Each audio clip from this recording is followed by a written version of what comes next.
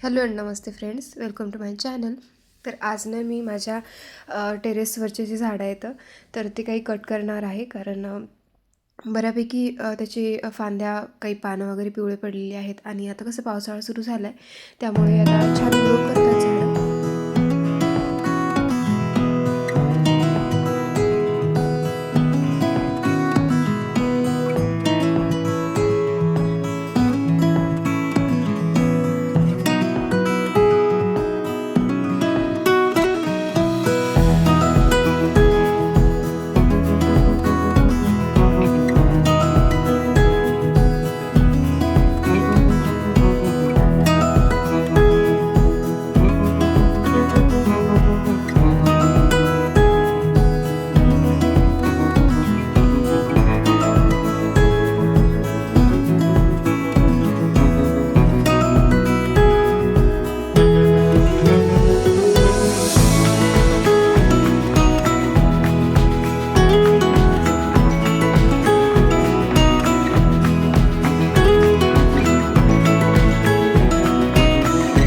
खालची काही झाडं आणि वरची टेरेसवरची जी काही आहेत ते बऱ्यापैकी फांद्या त्याच्या कट केल्या.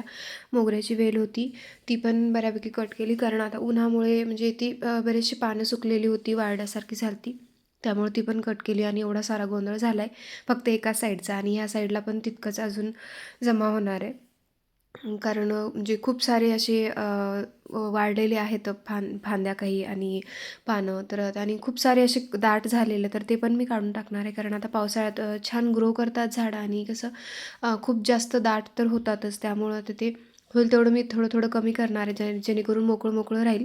कारण इथे म्हणजे आता वेल खालून वरती आलेले असल्यामुळे काय मोठाले असे सरडे आणि पाली खूप साऱ्या आहेत कुंड्यांच्या मागे वगैरे लपलेल्या, तर ती थोडी भीती वाटते.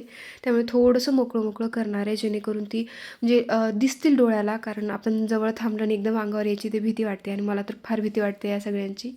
त्यामुळे थोडंफार मी कट करून घेणार आहे. कारण मोकळं मोकळं राहिलं तेवढं व्यवस्थित दिसेल. आणि पावसाळ्यात आता अजून छान वाढणारच आहेत झाडं भरपूर.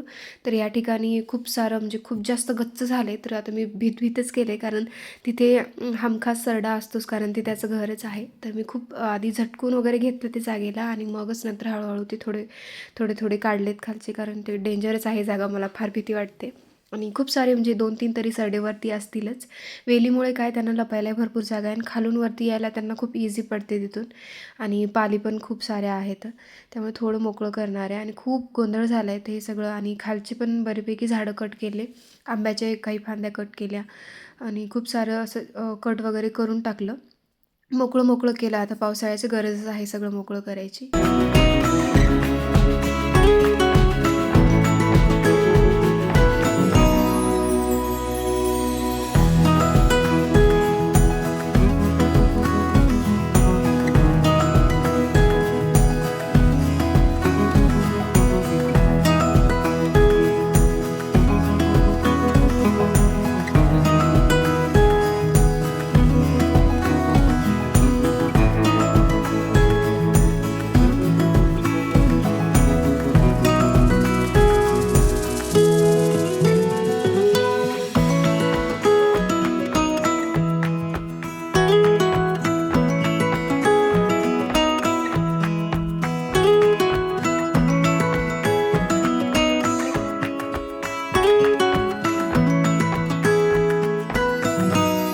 त्यांच्या फांद्या वगैरे सगळं कट करून ते गोळा करून टाकून दिलं. आणि मग नेक्स्ट डे मॉर्निंगला खूप छान असं म्हणजे इतके सुंदर फुलं आलेले होते, व्हाईट कलरचे आणि ब्ल्यू कलरचे पण.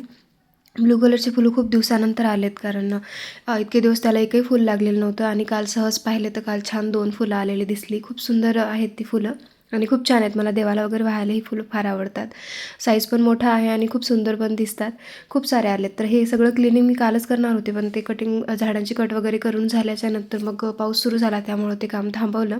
आणि मग नेक्स्ट डे मॉर्निंगला मग मी माझी बाकीची सगळी कामं आवरूनच मग वरती आले. कारण ह्या कामाला थोडा वेळ लागतो आणि सगळं क्लिनिंग वगैरे करायची म्हणले की थोडा वेळ लागणारच. त्यासाठी मग खालची वगैरे सगळी कामं आवरून मग मी वर आले आणि झाडून वगैरे क्लीन करून घेते. तर आता काय कुंड्यातली माती वगैरे खाली सांडते, त्यामुळे खूप जास्त गोंधळ झाला आहे आणि चिखल झाल्यासारखंही झालं आहे सगळीकडे. आणि पाऊस ते पडल्यामुळे आता ते माती वगैरे बाहेर पडतच आहे. त्यामुळे थोडंसं घाण झाले आणि त्यातल्या त्यात कलर पण आता निघून चालला आहे. त्यामुळं ते खूप असं म्हणजे खराबच दिसायला लागले ते. आता मग कलर वगैरे देणार आहे, पण आता त्यालाही वेळ काढून थोडं द्यावं लागेल, कारण आता सध्या हा पावसाळा सुरू झाला आहे आणि त्यातूनही वातावरण थोडं कोरडं आणि मोकळं असेल त्या दिवशीच कलरिंगचं काम करावं लागणार आहे. कारण कलर दिल्याच्या नंतर लगेच पाऊस आला तर त्याचा काही फायदा होणारच नाही.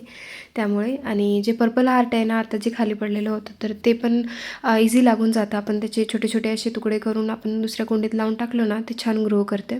तर खूप सारे असे आहेत जे इझिली आपण कट करून आपण दुसरी कुंडीमध्ये लावले ना, ते छान ग्रो करतात. अशी बरीचशी झाडं आहेत आणि छान पण आता माझ्या टेरेसवरती 70-80 कुंड्या आहेत वरती आणि खालची झाडं तर वेगळे ते वेगळेच आहेत. खूप सारे आहेत. तर पूजा केली आणि पूजेलाही फुलं वाहिली तर इतकं सुंदर दिसत आहे. देवपाट असं छान दिसत आहे. पूर्ण म्हणजे पूजा वगैरे झाल्याच्यानंतर फुलं वाहिल्याच्या नंतर.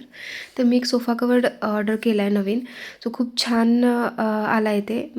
मिशोवरून मी ऑर्डर केला आहे आणि क्वालिटी पण खूप छान आहे आणि त्याचं कपडा वगैरे पण खूप सॉफ्ट आणि खूप छान आहे. तर मला खूप आवडलं हे. मला वाटलं कसं येईल काय माहीत नाही, पण जेव्हा पाहिलं तेव्हा खूप छान आले आणि त्याच्यासोबत ते पाईप पण आलेत ते फिक्स करण्यासाठी.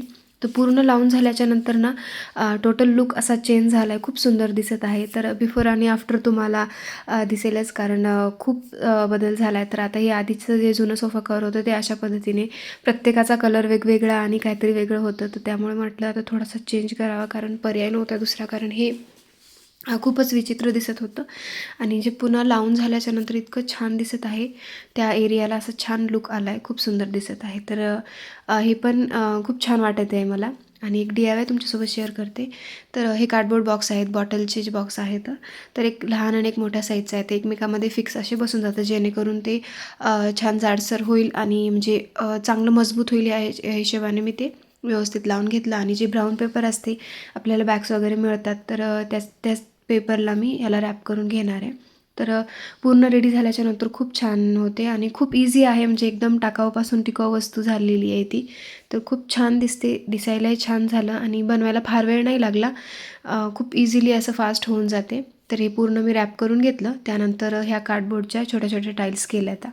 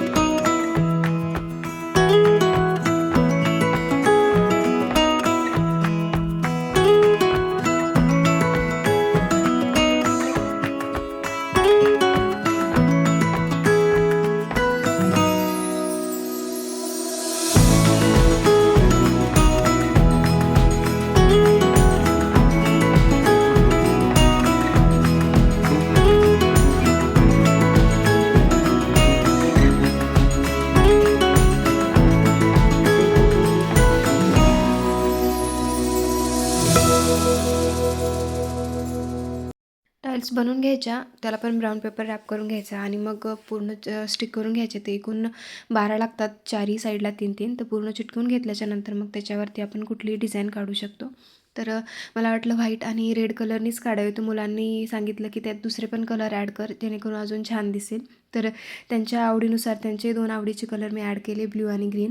तर ते पण खूप सुंदर दिसत आहे आणि मला वाटलं व्हाईट आणि ब्ल्यू छान दिसेल, सॉरी व्हाईट आणि रेड कलरच छान दिसेल, पण ब्ल्यू कलर आणि ग्रीन कलर ॲड केल्याच्यानंतर खूप सुंदर दिसत आहे. आणि आपण त्याच्यावरती असं ठरवून असं डिझाईन वगैरे काढण्यापेक्षा असं रँडमली कुठलीही आपण डिझाईन ड्रॉ करू शकतो. असं काही ठराविक अशी एकच काढायची असं काही नाही. आपल्याला जी व्यवस्थित येते किंवा जी इझिली आपण काढू शकतो ते काढायची कुठली. तर मी प्रत्येक ह्याच्यावर वेगवेगळी काढली, वेगवेगळे कलर दिले, त्यामुळे ते खूप छान आणि अट्रॅक्टिव्ह दिसत आहे.